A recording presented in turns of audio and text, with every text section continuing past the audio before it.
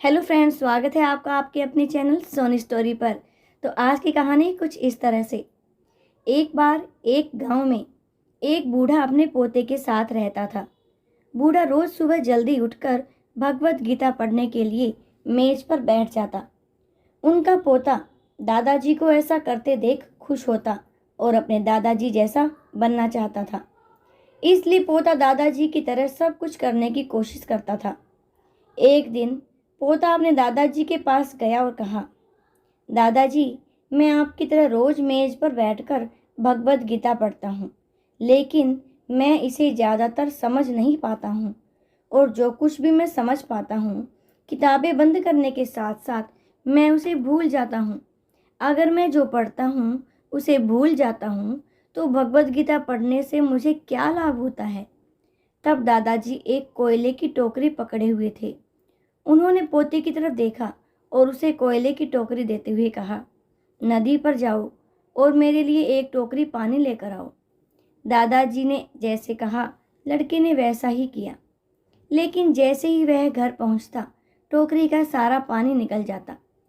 दादाजी ने मुस्कुराते हुए कहा, वापस पानी लेने के लिए नदी में जाओ और फिर से कोशिश करो, लेकिन इस बार थोड़ा तेज चलने की कोशिश करना। लड़का मान गया और इस बार नदी से पानी लेकर जल्दी घर पहुंचने के लिए तेज भागा।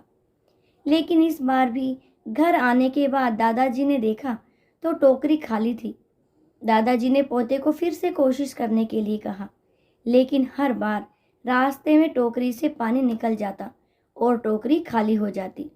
लड़का थक गया और अपने दादाजी को कहा, दूर नदी से टोकरी में पानी लाना असंभव है।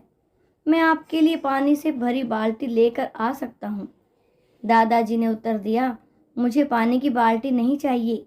मैं चाहता हूँ तुम उस कोयले की टोकरी में ही हमारे लिए नदी से पानी लेकर आओ और कोशिश करो। लड़का जानता था कि यह असंभव है, लेकिन उसने अपने दादाजी की बात मानी और फिर से कोशिश की। इस बार लड़का जितनी जल्दी हो सके दौड़ा, लेकिन फिर से टोकरी खाली थी। लड़का थक गया और उसने अपने दादाजी को कहा, दादाजी, इस टोकरी में नदी में से पानी लाना हमारे लिए असंभव है। दादाजी ने उत्तर दिया, तुमको लगता है कि यह असंभव है, लेकिन जरा टोकरी को देखो। लड़के ने टोकरी की ओर देखा कि टोकरी बहुत साफ सुथरी दिख रही है। उसने देखा टोकरी से कोयले के सारे दाग हट गए हैं। अब कोयले की टोकरी अंदर और बाहर से साफ हो गई थी। दादाजी ने कहा, तुमने देखा कि टोकरी के अब सारे दाग साफ हो चुके हैं। जब आप भगवत गीता पढ़ते हैं तो ऐसा ही होता है। तुम जो पढ़ते हो उसे तुम समझ या याद नहीं रख पाते हो, लेकिन जो सब तुमने पढ़ा वो तुमको अंदर और बाहर से बिल्कुल बदल देगा।